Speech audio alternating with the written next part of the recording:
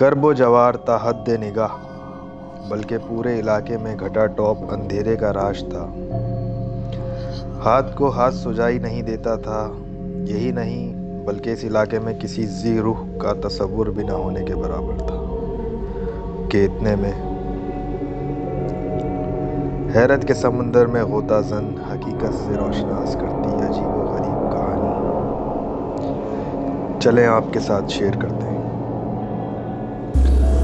میں ایک پریکٹیکل عورت ہوں، بلا ثبوت اور مطمئن ہوئے کسی بھی غیر مرئی چیز یا انہونی باتوں پر فوراً یقین اور اندھی تقلید نہیں کرتی۔ اسی لیے بھوت پریت وغیرہ کو لفبازی یا وہم، قصہ گوئی اور جہالت کی نشانی سمجھتی تھی، کیونکہ میرا پہلے کبھی اس قسم کے حالات سے کوئی واسطہ نہیں پڑا تھا۔ میں ایک NGO میں کام کرتی ہوں، اس لیے کام کے سلسلے میں مجھے کبھی شہر سے باہر بھی جانا پڑتا ہے۔ میرے کام کی نوعیت بھی کچھ ایسی ہے، اس لیے اندرون سندھ کے مختلف شہروں اور گاؤں میں آنا جانا رہتا ہے، کبھی اسٹاف کے ساتھ تو کبھی اکیلے۔ خیر اس دن بھی معمول کے ایک کام سے مجھے بدلے شہر جانا پڑا۔ میں نے کرائے پر ٹیکسی ارینج کی اور اپنی منزل کی طرف رواں ہوا۔ تمام راستے ہریالی، کھیتوں، باغات، میدانوں اور جنگلات سے بھرا پڑا تھا۔ اوپر سے موسم بھی خوشگوار تھا، بادل آسمان پر چھائے ہوئے تھے۔ ایسے دل موہ لینے والے مناظر دیکھتے ہوئے سفر تمام ہوا، پر ذہن میں اس میوزک کی دھن گونج رہی تھی جو دوران سفر گاڑی میں چل رہا تھا۔ وہی دھن گنگناتے ہوئے میں مطلوبہ آفس پہنچی اور آفس کے کام میں مصروف ہو گئی۔ کافی ٹائم ہو گیا، بہرحال کام ختم ہوا تو واپسی کا قصد کیا۔ ڈرائیور گاڑی چلا رہا تھا۔ دوران سفر بھوک نے ستایا تو میں نے ڈرائیور سے کہا کہ راستے میں کسی شاپ سے کچھ کھانے کی چیز ملے تو گاڑی روک لینا۔ تھوڑی دور چل کے ایک سادہ سا ڈھابا نظر آنے پر ڈرائیور نے گاڑی روک لی۔ کھانے کا آرڈر دیا۔ گاؤں جیسا ماحول تھا، سادہ سا کھانا کھانے کو ملا، پر بھوک میں کھانا بہت ہی لذیذ اور ذائقے دار لگا۔ میں نے گاڑی میں ہی کھانا کھایا اور اللہ کا شکر ادا کیا۔ بل پے کر کے میں اپنے سفر پر دوبارہ روانہ ہوئی۔ موسم پہلے سے زیادہ حسین ہو گیا، کبھی کبھی ہلکی بوندا باندی بھی ہو جاتی تھی۔ خیر ایک چھوٹا سا گاؤں کراس کیا تو آگے رش تھا۔ پتہ کروایا کہ روڈ کیوں بلاک ہے تو پتہ چلا کہ ایک ٹرک اوور لوڈ کی وجہ سے الٹ گیا تھا اور اس ٹرک کے نیچے کچھ راہگیر بھی آ گئے تھے۔ ان کی موت واقع ہو چکی تھی۔ گاؤں میں سہولیات نامیسر ہونے کی وجہ سے شہر سے کرین منگوائی گئی جو ابھی تک پہنچی نہیں تھی، لیکن لوگ اپنی مدد آپ کے تحت ان مردہ لوگوں کو ٹرک کے نیچے سے نکالنے کی کوشش کر رہے تھے۔ روڈ سے گزرنے کا بالکل راستہ نہ تھا۔ کچھ لوگ کھڑے روڈ پر احتجاج کر رہے تھے، لہذا تمام گاڑیاں لائن سے سائڈ پر کھڑی ہو گئی تھیں اور چند گاڑیاں جہاں سے آئی تھیں وہیں واپس چلی گئی تھیں۔ مجھے سمجھ میں نہیں آ رہا تھا کہ راستہ کھلنے کا انتظار کروں یا کوئی اور راستہ نکالوں۔ ڈرائیور پتہ کر کے آیا کہ یہاں سے تھوڑے فاصلے پر ایک لنک روڈ ہے اور واقعی تھوڑا پیچھے جا کے سیدھے ہاتھ پر ایک لنک روڈ مل گیا جو کھیتوں سے اور چھوٹے گاؤں سے گزرتا ہوا شہر والے روڈ سے مل جاتا تھا، پر راستہ ناہموار اور کچھ خستہ حال اور کافی لمبا، چکر ہو جائے گا وغیرہ وغیرہ۔ یہ سن کر میں نے فوراً فیصلہ لیا کہ رکے رہنے سے بہتر ہے کہ آگے بڑھا جائے، کیونکہ مجھے آج گھر جلدی واپس جانا تھا۔ گھر والے الگ پریشان ہوتے۔ خیر ڈرائیور نے گاڑی مطلوبہ لنک روڈ پر ڈالی اور سفر پھر شروع ہوا۔ کافی خاموشی تھی اور زیادہ بھیڑ نہ تھی۔ عجیب قسم کی وحشت پھیلی ہوئی تھی۔ چلتے چلتے میں اپنے ماضی کی تلخ یادوں میں کھو گئی۔ بچپن یتیمی میں گزرا۔ ماں نے بڑی مشکل سے ہم 2 بہنوں اور ایک بھائی کو پالا اور تعلیم دلوائی۔ وہ کپڑے سیتی تھی۔ جب میں بڑی ہوئی تو ماں نے میری شادی کر دی۔ پھر شادی کے 1 سال بعد ہی میں بیوہ ہو گئی اور سسرال والوں نے مجھ پر منحوس ہونے کا الزام لگا کر گھر سے نکال دیا۔ میں اس وقت امید سے تھی پر ان لوگوں نے کوئی رحم نہ کھایا۔ میں صدمے اور مایوسی میں ماں کے گھر آ گئی۔ میکے میں واپس آنے کے کچھ عرصے بعد میں نے ایک بیٹی کو جنم دیا۔ اس کی پرورش کی خاطر میں چھوٹا جاب کرتی تھی۔ اس NGO میں اب مستقل جاب کرنے لگی۔ بہن ٹیوشن پڑھانے لگی اور بھائی بھی پڑھائی کے ساتھ پارٹ ٹائم جاب کرنے لگا۔ تو حالات بہتر ہو گئے۔ دکھ کے دن چاہے کتنے ہی زیادہ ہوں لیکن جلد ہی ختم ہو جاتے ہیں۔ خیر، ان تلخ یادوں کی تلخیاں اتنا وقت گزرنے کے باوجود بھی کم نہیں ہوئیں۔ سسرالیوں کے نفرت انگیز لفظ آج بھی کانوں میں گونجتے ہیں۔ اچانک گاڑی چلتے چلتے ایک مڑتے ہوئے قابو سے باہر ہو گئی اور کچی سڑک سے نیچے اتر گئی۔ دوسری طرف زمین میں ایک گڑھا موجود تھا۔ گاڑی ان بیلنس ہو کے لڑھکتی ہوئی گڑھے میں جا گری۔ یہ سب اتنا اچانک ہوا کہ ایک دم کچھ سمجھ نہ آیا۔ اندر گاڑی میں مجھے اور ڈرائیور کی گاڑی کے شیشے ٹوٹ کر لگنے کی وجہ سے ہم زخمی ہو گئے۔ پیروں اور کندھوں پر شدید درد کی ٹیسیں اٹھتی ہوئی محسوس ہوئیں۔ درد اتنا شدید محسوس ہوا کہ ہوش ہی چھن گیا۔ نہ جانے کتنی دیر یوں ہی گزر گئے۔ جب مجھے ہوش آیا تو ابھی تک میں گاڑی میں موجود تھی اور گاڑی الٹی پڑی تھی۔ تکلیف سے برا حال تھا۔ ہاتھوں اور کہنیوں سے خراشوں کی وجہ سے ٹیسیں اٹھ رہی تھیں۔ کچھ دیر بعد آنکھیں اس اندھیرے میں کچھ دیکھنے کے قابل ہوئیں تو ڈرائیور کو آواز دی، مختار محمد، مختار محمد۔ وہ اپنی جگہ ساکت پڑا رہا، کوئی جواب نہ دیا۔ میں نے ہمت کر کے اسے ہاتھ سے ہلایا اور اس کا چہرہ اپنی طرف گھمایا تو اس کی بے نور آنکھیں کھلی ہوئی تھیں۔ اس کے گلے پر نظر پڑی تو شیشے کا ایک نوکیلا ٹکڑا اس کے نرخرے میں پیوست تھا۔ گردن پر خون بہہ کر جم چکا تھا۔ تھوڑی دیر کے لیے میرا دماغ چکرا گیا۔ سمجھ نہیں آ رہا تھا کیا کروں، چیخوں، روؤں، کس کو مدد کے لیے پکاروں۔ گاڑی سے باہر کی طرف نظر دوڑائی تو دور دور تک اندھیرا پھیلا ہوا تھا۔ آس پاس درخت بھی تھے لیکن ہلکی ہلکی ہوا میں نمی تھی کیونکہ دل میں ہلکی بارش ہوئی تھی، جبکہ بادل اپنی دوسری منزل کی جانب رواں دواں تھے۔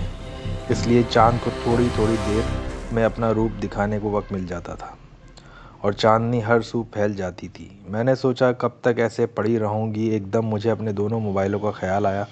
میں نے فوراً بیگ کی جستجو کی جو میں اکثر اپنے پاس رکھتی تھی۔ کام کی ضروری فائلیں اس میں رکھ لے جاتی تھی۔ اسی میں موبائل فون بھی پڑے ہوئے تھے۔ میں نے وہ بیگ تھوڑی دقت کے ساتھ اٹھا لیا، پھر بڑی مشکل سے گاڑی سے باہر نکلی، بیگ سنبھالا، بیگ کی زپ کھولی، موبائل نکالے اور گھر پر فون ملایا، پر افسوس کہ کال نہ لگی۔ دوسرا موبائل بھی ٹرائی کیا، او مائی گاڈ، کیونکہ نیٹ ورک کے سگنل نہیں تھے۔ اب تو میں بہت بری طرح گھبرا گئی۔ دماغ کام نہیں کر رہا تھا، اوپر سے درد کی ٹیسیں الگ اٹھ رہی تھیں۔ میں اپنے ساتھ کوئی پین کلر، سر درد اور وٹامنس وغیرہ کی گولیاں ضرور رکھتی ہوں، وہ بیگ میں ہی پڑی ہوئی تھیں۔ مجھے نظر آئیں تو پین کلر لینے کا خیال آیا۔ میں فوراً گاڑی سے پانی کی بوتل تلاش کرنے لگی۔ پھر گاڑی میں قدرے اندھیرا تھا، میں نے ایک موبائل سے ٹارچ آن کی اور بوتل نظر آ گئی۔ آج اس پل ٹارچ کی چھوٹی روشنی سے مجھے بہت ڈھارس دے رہی تھی۔ میں نے جلدی سے گولی کھا لی، پانی پیا اور بوتل اپنے بیگ میں رکھ لی۔ اب مجھے آگے بڑھنا تھا۔ سمجھ میں نہیں آ رہا تھا کہ کس طرف کا رخ کروں کہ اس ویران، اجاڑ اور غیر آباد علاقے سے نکل پاؤں گی۔ آس پاس سے جھینگروں، مینڈکوں کی آوازیں آ رہی تھیں۔ میں نے موبائل کی ٹارچ آن رکھی، دوسرا موبائل سنبھال کر واپس رکھ دیا کہ نہ جانے آگے کیسے حالات پیش آئیں۔ مجھے روشنی سنبھال کے استعمال کرنا چاہیے۔ ڈرتے گھبراتے میں آگے ایک سمت میں بڑھنے لگی۔ کوئی پگڈنڈی بھی نظر نہ آ رہی تھی۔ ویسے تو میں بہت بہادر تھی، پر اس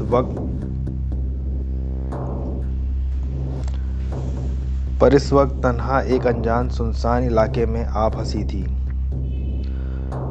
دور اوندھی پڑی ہوئی گاڑی میں ڈرائیور کی لاش پڑی تھی اور میں خود زخمی تھی۔ سچ کہوں تو میں اس وقت بہت ڈر رہی تھی۔ مجھے اپنی تنہائی اور بے بسی پر بہت رونا آ رہا تھا۔ ذرا سی آواز پر میرا دل دھڑک جاتا تھا۔ اپنے حواسوں پر جتنا کنٹرول کر سکتی تھی کر رہی تھی۔ خوف کی شدید لہریں اٹھ رہی تھیں اور ان کی وجہ سے میرے ہاتھ بہت ٹھنڈے ہو رہے تھے۔ میں اندرونی طور پر ناقابل برداشت کیفیت سے گزر رہی تھی۔ انسانی جسم تو بہت نازک ہوتا ہے لیکن اسے مضبوط بناتا ہے انسان کا ارادہ، حوصلہ۔ اگر نہ ہو تو انسان جسم میں خون کی روانی میں کمی یا زیادتی ہونے سے انسان بے بس اور لاچار ہو جاتا ہے اور انسان اپنے ہی اندر موجود اپنے ہی ذہنی خوف سے ڈر جاتا ہے۔ اور واقعی میں ڈر رہی تھی۔ کیا کوئی اندازہ کر سکتا ہے کہ اجاڑ، بیابان، سنسان علاقہ، اندھیری رات، دور دور تک انسان تو کیا کسی چرند پرند تک کا وجود نہیں۔ ایسی صورت میں ایک عورت ذات جن مشکلات، کرب و اذیت اور خوف کے شکنجے میں جکڑی پڑی ہو تو اس کی کیفیت کیسی ہوگی؟ مجھے بہت زیادہ ڈر لگ رہا تھا۔ مجھے یہ بھی لگ رہا تھا کہ شاید ڈرائیور کی طرح میری موت بھی یہیں لکھی ہوئی ہے۔ اس ویرانے میں کوئی جنگلی جانور آگے مجھے دبوچ نہ لے۔ مجھے اس وقت پتہ نہیں کیوں اپنی ماں شدت سے یاد آنے لگی۔ ابھی میں کچھ دور چلی تھی کہ مجھے سامنے سے کوئی ہیولا اپنی طرف بڑھتے دکھا۔ ایسے ویران علاقے میں اپنے علاوہ کسی اور ذی روح کو دیکھ کر تھوڑی تسلی ہوئی۔ اس ہیولے پر نظر جمائے آہستہ آہستہ میں آگے بڑھ رہی تھی۔ وہ ہیولا کوئی مرد کا تھا، وہ بھی میری طرح بڑھا چلا آ رہا تھا۔ پھر دور سے اس نے پوچھا، کون ہے یہاں؟ میں نے بھی اسے اونچی آواز میں جواب دیا، میں ایک مصیبت زدہ عورت ہوں بھائی صاحب، میری مدد کیجیے۔ وہ قریب آیا تو میں نے بے قراری سے اسے اپنی پریشانی، گاڑی کا حادثہ، ڈرائیور کی موت اور اس علاقے سے نکل جانے کے لیے درست کا انتخاب کے لیے مدد کا کہا۔ وہ شخص دکھنے میں ادھیڑ عمر کا تھا، آس پاس کا لگ رہا تھا اور شال کندھوں پر ڈالی ہوئی تھی۔ میں بہت تھکن محسوس کر رہی تھی۔ بہرحال وہ مجھے اسی علاقے کا واقف لگ رہا تھا۔ برائے مہربانی مجھے اس علاقے سے نکلنے میں مدد کیجیے تاکہ کوئی ریسکیو لائی جائے، ٹیکسی ڈرائیور کو ورثہ کے حوالے کیا جا سکے، گاڑی بھی گڑھے سے نکالی جا سکے۔ اس نے میری بات سن کر ادھر ادھر دیکھا اور ایک سمت اشارہ کر کے بولا، آپ اس طرف چلیے، گھبرانے کی ضرورت نہیں۔ وہ ایک سمت چلنے لگا۔ وہ کافی آہستہ چل رہا تھا جبکہ میں جلد سے جلد وہاں سے نکلنا چاہتی تھی۔ میں نے اس سے اس کا نام پوچھا تو اس نے اپنا نام شمران بتایا۔ میں نے چلتے چلتے چاروں طرف نظر دوڑائی پر کوئی چھوٹی یا بڑی سڑک دور دور تک نظر نہ آئی۔ میں نے شمران کی طرف دیکھا تو وہ کسی گہری سوچ میں تھا۔ وہ کوئی بات نہیں کر رہا تھا، بس آگے ہی آگے چل رہا تھا۔ مجھے نہ جانے کیوں اس طرح کے وسوسے گھیرنے لگے۔ میں تیز تیز چلنے لگی کہ شاید میرے تیز چلنے سے وہ بھی تیز تیز قدم بڑھانے کی ہمت کر لے، پر میں کافی آگے آ گئی۔ محسوس ہو رہا تھا کہ شمران کافی پیچھے رہ گیا تھا۔ میں نے تھوڑا رک کر پیچھے اس کی طرف مڑ کر دیکھا۔ وہ مجھ سے تھوڑا دور آہستہ آہستہ قدم بڑھاتا ہوا آ رہا تھا، پر اس کی آنکھیں خوفناک حد تک مجھے ڈرا گئیں۔ اس کی آنکھیں نارمل نہیں تھیں بلکہ جلتے انگارے لگ رہی تھیں۔ میں کس مصیبت میں پھنس گئی، اس انسان سمجھ کر جو تھوڑی بہت ہمت بندی تھی وہ بھی گئی۔ پیر خوف سے ڈگمگانے لگے کیونکہ وہ انسان نہیں بلکہ شیطان لگ رہا تھا۔ میں نے ساری ہمت یکجا کی اور بھاگنے کے لیے قدم آگے بڑھائے۔ ڈر کی شدت بڑھتی جا رہی تھی اور جان جانے کا بھی خوف ہو رہا تھا۔ جان بچانے کے لیے خود کے اندر ایک طاقت پیدا ہوئی اور اس طاقت کے بل پر ایک سمت میں بھاگنے لگی۔ اندھا دھند پیچھے مڑ کر دیکھا تو وہ عفریت کی شکل اختیار کر چکا تھا۔ اس کے منہ سے بھیانک آواز نکلی۔ نہ جانے کہاں سے وہ قوت آ گئی جو مجھے اپنے درد بھلا کر تیز دوڑنے پر مجبور کر گئی۔ کچھ دیر دوڑتے مجھے ٹھوکر لگی اور پھر میں اوندھے منہ زمین پر گر گئی۔ میں نے چوٹ کی پرواہ نہ کی اور ساری طاقت یکجا کر کے دوبارہ دوڑنے لگی۔ زندگی میں پہلے کبھی بھی اتنی تیز نہیں دوڑی ہوں گی جتنا آج دوڑ رہی تھی۔ میں اندھا دھند بھاگتی رہی۔ اب میں ایک قبرستان کراس کر رہی تھی۔ قبرستان کی وہ آخری حد تھی۔ میں نے بھاگتے ہوئے مڑ کر پیچھے دیکھا، کوئی بھی آتا ہوا دکھائی نہ دیا، مگر میں نے اپنے قدم نہ روکے، دوڑی جا رہی تھی۔ میرے پیر ہوا میں معلق ہو گئے اور میں تیزی سے نیچے کی طرف گرتی چلی گئی اور آخر میرے پیر زمین پر ٹک گئے۔ تھوڑی دیر تک دماغ معاف رہا، ایسا لگ رہا تھا جیسے زلزلہ آ گیا ہو۔ تھوڑا ہوش بحال ہوا اور آنکھیں دیکھنے کے قابل ہوئیں تو پتہ چلا کہ میں کسی خشک کنویں میں گری پڑی ہوں۔ اپنے بے بسی پر مجھے بے اختیار رونا آ گیا۔ کتنی دیر تک میں روتی رہی، روتے روتے آنسو خشک ہو گئے، سارا جسم دکھ رہا تھا۔ پھر دماغ نے کام کرنا چھوڑ دیا، کان سائیں سائیں کرنے لگے، وہیں پڑی رہنے اور ہلنے جلنے کی بھی ہمت نہیں تھی۔ آنکھوں کے آگے اندھیرا بڑھنے لگا، شاید میں بے ہوش ہو رہی تھی۔ نہ جانے کتنا وقت گزر گیا کہ میری آنکھ کھلی، پل میں ہی سب یاد آ گیا کہ میں کہاں ہوں۔ دور پڑا موبائل ٹارچ کی روشنی مدھم جل رہی تھی۔ میں نے سمجھ لیا کہ میری موت ادھر ہی ہونی ہے۔ میں نے اپنے اللہ سے اپنے کردہ اور نا کردہ گناہوں کی معافی مانگی اور ہمت کر کر اوپر کنویں کے کناروں کی طرف دیکھنے لگی۔ میں اٹھی اور زور زور سے چیخنا شروع کر دیا، کوئی ہے، مجھے اس کنویں سے نکالو، کوئی میری آواز سن رہا ہے، کوئی ہے؟ پر کوئی جواب نہ آیا۔ میری آواز گونج رہی تھی۔ دوبارہ ہمت کر کے زور سے چلائی، کوئی ہے، کوئی ہے، خدا را कोई मेरी मदद को आओ। कुएं के किनारे पर कोई हेबला नुमा हवादार सा एक हेबला नमूदार हुआ और आवाज़ आई। क्या आवाज़ यहाँ से आई है? क्या कुएं में कोई मौजूद है? तुम जो कोई भी हो जवाब दो। कौन है यहाँ? मैं बस तशक्कुर आमेज़ अंदाज में इसे एकटक देखे जा रही थी। खुशी से मेरी आवाज़ बढ़ गई। मैंने इसे जवाब दिया, मैं एक औरत हूँ, बराए मेहरबानी मेरी मदद करो, खुदा के नेक बंदे मेरी मदद करो, मैं यहाँ से निकालो। इस शख्स को हालात समझ में आ चुके थे। इसने कहा, तुम हिम्मत रखो, डरो नहीं, आसपास कोई रस्सी मौजूद नहीं है, पर मैं कुछ करता हूँ। और कुछ देर बाद इस शख्स ने किसी दरख्त की लंबी डाली और एक रस्सी नुमा बेल कुएं में लटका दी, तो मैंने मजबूती से पकड़ ली। फिर इसने बेल को ऊपर खींचा और अल्लाह का नाम लेकर ऊपर की जानिब बढ़ने लगी। मैं जल्द ही कुएं से बाहर निकल आई और हाँफते काँपते मेरा सांस दुरुस्त हुआ तो अपने मोहसिन को देखा। वो शख्स वही था जो मुझे पहले मिल चुका था। वो अजीब व गरीब लिबास में मौजूद था। इसने अपना नाम शमरान बताया और मुझसे मेरा नाम दरियाफ़्त किया। मैंने इसका शुक्रिया अदा किया तो वो बोला, मेरे पास ज़्यादा टाइम नहीं है, मैं मुसाफिर हूँ, मेरे साथ मेरी बहन भी है जिसे मैं शहर ले जाना चाहता था।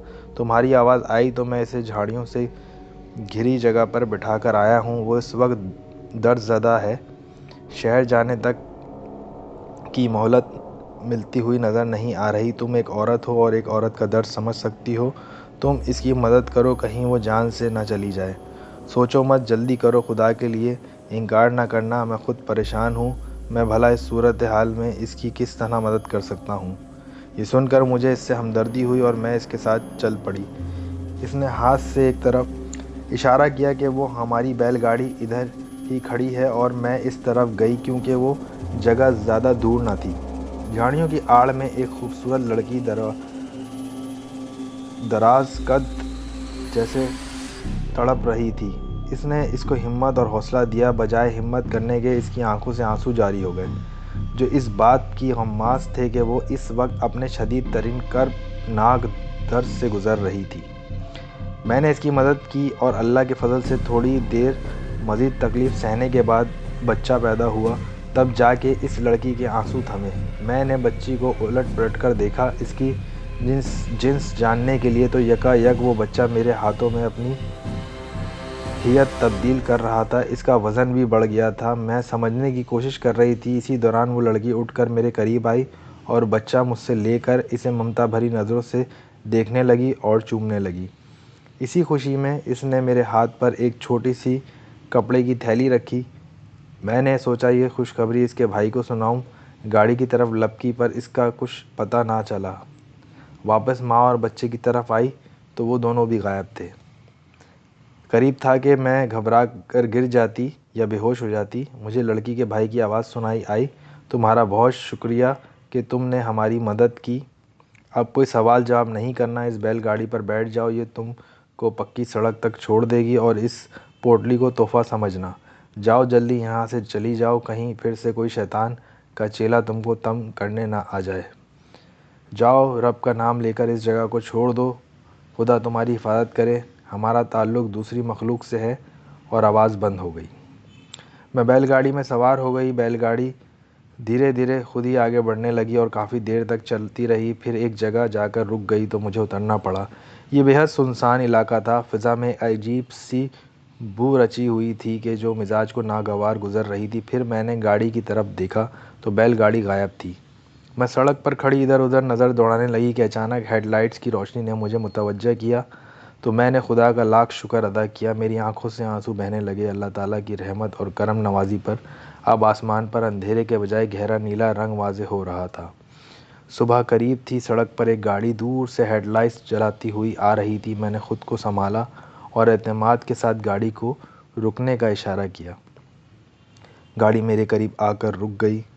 अंदर दो लोग मौजूद थे और ये एक एम्बुलेंस थी। मैंने सलाम किया और शहर जाने के लिए लिफ्ट मांगी। इन लोगों ने मुझे मेरे बारे में चंद सवाल किए और खुदा का शुक्र मुझे शहर ले जाने के लिए तैयार हो गए। मैं एम्बुलेंस में पीछे जाकर बैठ गई और इन लोगों ने मुझे शहर में ड्रॉप कर दिया।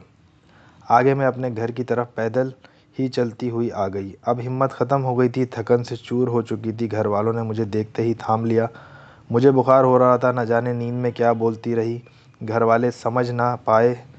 ہوش میں آنے کے بعد میں نے اپنی آپ بیتی سنائی۔ خیر جب میں کچھ ٹھیک ہوئی تو میں نے اس پوٹلی کو کھول کر دیکھا تو اس میں قیمتی سونے کے زیورات تھے، قدیم زیورات، وہ میرے پاس آج بھی محفوظ ہیں۔ اس واقعے کے بعد اگر کوئی میرے سامنے یہ کہتا ہے کہ بھوت اور جنات وغیرہ سب وہم ہیں تو میں اس سے کہتی ہوں کہ ان چیزوں کا وجود ہے۔ کائنات میں انسانوں کے علاوہ اللہ کی دوسری مخلوقات بھی موجود ہیں۔